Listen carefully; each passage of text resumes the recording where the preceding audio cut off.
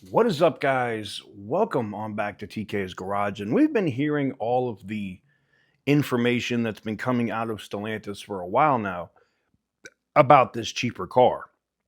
And remember, like, we were hearing all the information of it's going to be a Viper, and there was clay models, and people said it looked like a Viper.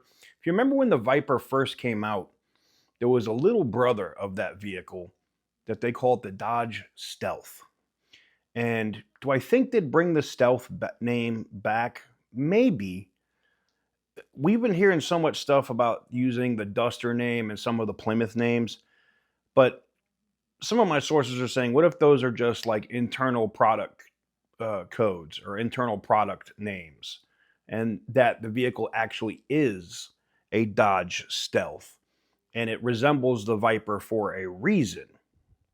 Well, that's kind of exciting.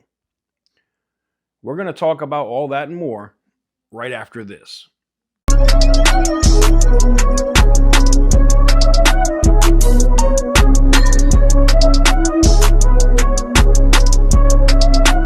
Perfect.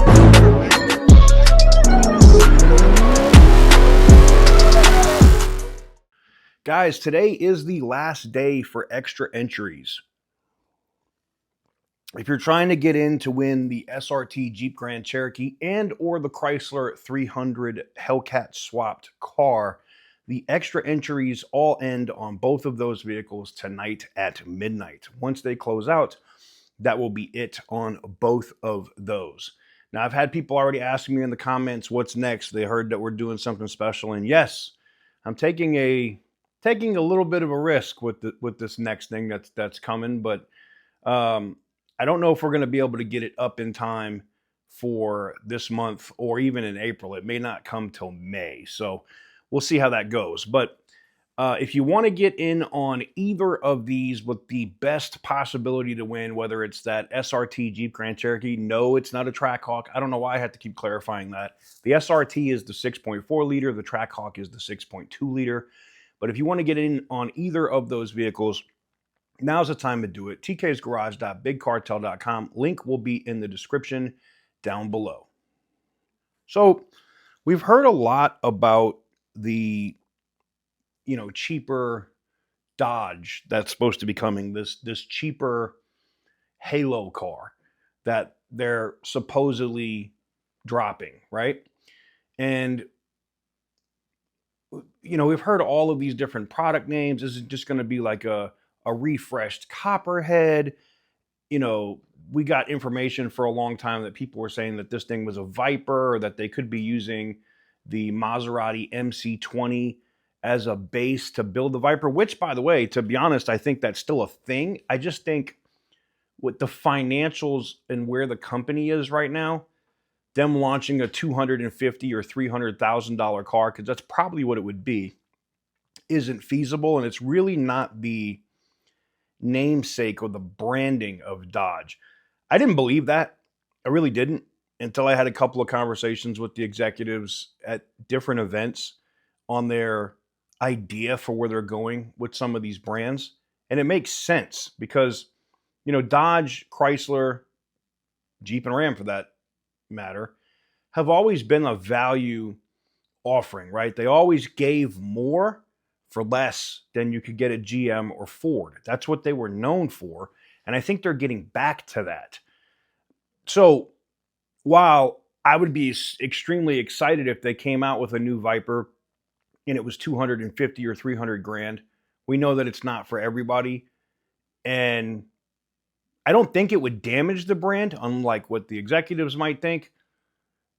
I just feel like they have to have something that can compete with the ZR1X and the Mustang GTD, which I find interesting because Stellantis, or FCA, Chrysler, Dodge, Jeep, Ram, was in a similar situation, if you remember, back around 2013, 2014, going into 2015 before the Hellcat launched, where before Project Hellcat, Ford and GM were kind of laughing at Chrysler. Laughing at Chrysler, Dodge, Jeep, and Ram, like, ha ha ha, oh, you got that SRT8, that's cute. ZL1, GT500. Yeah. And right now, General Motors and Ford, it's kind of funny, man. It's like history repeats itself, right? General Motors and Ford are kind of doing the same thing. Ford has the Mustang GTD. Yes, it's a 300 something thousand plus dollar car or more. And you have the ZR1X, same thing, right? I think at some point, Dodge is going to compete with both of those vehicles, and it's going to be half the amount of money. I think whatever that next demon that comes out, is it going to beat the track at Nuremberg? Probably not. But is it going to put out some insane horsepower numbers and dog walk the shit out of those in a quarter mile? Yep. Yeah. Yeah. I could see it. Don't get me wrong. I think with how the Charger is being built right now, and we're going to get into the stealth here in a second. I think with how the Charger is being built right now, that it could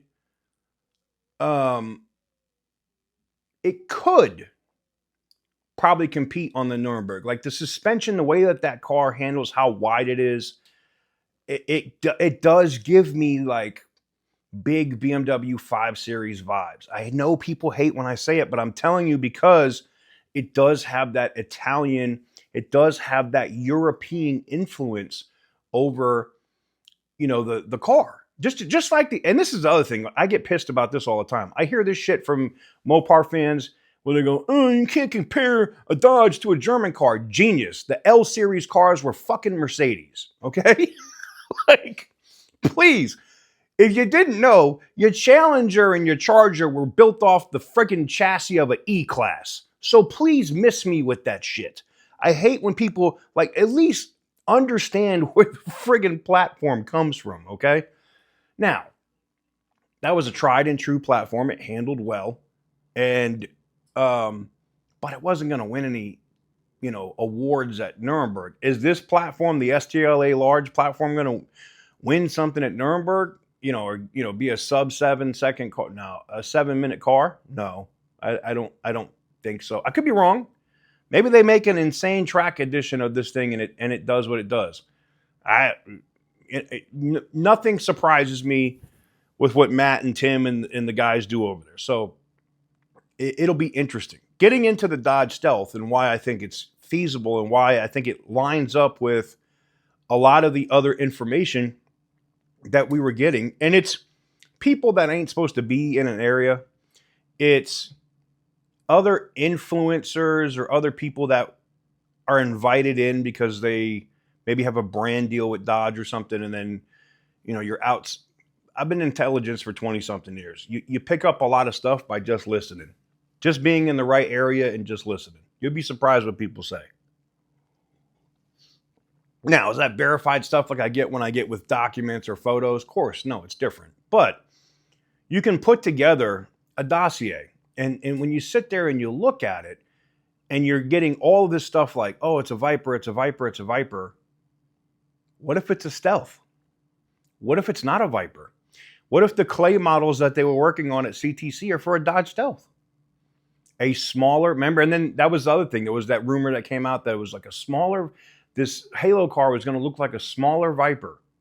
But what was the Dodge Stealth? A smaller Viper. It looked like a Viper, right? And I'm talking like 90s, okay?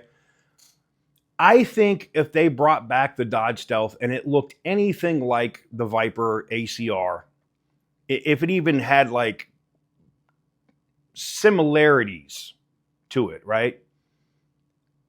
I think it would sell like gang. And especially if that car is 30 grand with an inline 6 Hurricane and weighs 1,200 pounds or 1,300 pounds lighter than what the Charger does now, you won't be able to keep it on dealership lots. People are going to buy the shit out of those. They're going to tune them. Now, I have a feeling that the inline 6 Hurricane is going to probably be an SRT version, and they're probably going to drop that car with a 2.0 liter inline 4. That'd be my guess. That way it's, it's the baby Hurricane, right? To keep it cheap. But that baby Hurricane ain't no punk. I've literally, unofficially, ridden in a Jeep Grand Cherokee powered by one of those engines, and I was surprised at the power in it. I had a friend that is a press guy, and I was at another event, and they had one there, and I got to take a ride in it long before it was like long before it's coming out or that information was released. And I was impressed. That's me. I couldn't. They asked me to guess what I thought was under the hood, and I thought it was a Hurricane. They were like, "You're right, but not the Hurricane you think." And when they told me it was a 4-cylinder, I was like, "Oh, okay." It's like BMW going from B58 to B48. My smaller 230 BMW, the daily driver, has a B48 in it. Inline, that 4-cylinder engine. They're great. They work. Point A, point B gives you, that turbo boost kicks in. You get plenty of power. Great daily driver, affordable. And if you have the styling, like for the Stealth, where this thing looks crazy, looks good, looks kind of exotic, or doesn't have to be an exotic car or look like an exotic. But damn, man, Dodge could really crush it. They could really crush it with this car. And you don't have to give it all the electric bells and whistles. Put fucking gauges in it. Put old school fucking gauges in it. Put a damn gear shifter in it. If you want to even make it a manual, make a manual. And make that engine tunable. You will not be able to keep that son of a bitch on the lot. They will be gone. Because people will buy the shit out of them. And they will tune them. And we've already seen what you can get out of a Hurricane. If you look at John over at Boosted Motorsports, what he had with the Viper, when he had that Hurricane engine in the Viper. Holy crap. The car was pulling insane power on one turbo. And then you have the same thing. My guy SRT Scarlett, another one of the badassadors, he's got the Magnum, the wagon. Thing's doing insane numbers. Hurricane engine. And that car's way heavier than whatever the hell this Stealth's going to be. So I'm interested. I'm definitely interested to see what happens. I just find it interesting that we're getting more and more chatter now out of the company of, this is the affordable Dodge that's this design. It's not a Viper. It's a Stealth. And I think it's interesting. I really do. Would you be interested in a Dodge Stealth? Because I would. I wouldn't mind replacing my 2 Series with a Stealth. I'm at a point now that the Charger, and I know you're going to say, I can't believe you would even consider that, TK. But I wouldn't. Maybe I'll get a lease. I wouldn't mind leasing or buying a used one. Leasing a, Scat Pack Daytona, now that it has access to the Tesla supercharging network. No, I wouldn't have an issue with it. I think it would be content gold for me, especially if that still has like some of the bugs and the other shit, because I've gone through so many different things and I know so many different service techs, right, that work at Dodge, between Tobin and some of the other dealerships that I deal with, that I'd be able to just troubleshoot the problem on my own and make a video on it and try to keep people from having to go to the damn dealer, which I know Dodge probably wouldn't be happy with me saying that. But a lot of it comes down to that 12-volt battery, literally unhooking that shit, letting the system reboot, hooking it back up, or putting a fresh 12-volt battery in there and calling it a day. I think they got some defective batteries. Again, going back to Carlos Tavares being a cheap son of a bitch, cheap parts, cheap everything, and causing all the quality issues that we have now with Mopar. But if you haven't heard, they did hire a shit ton of engineers to address quality issues.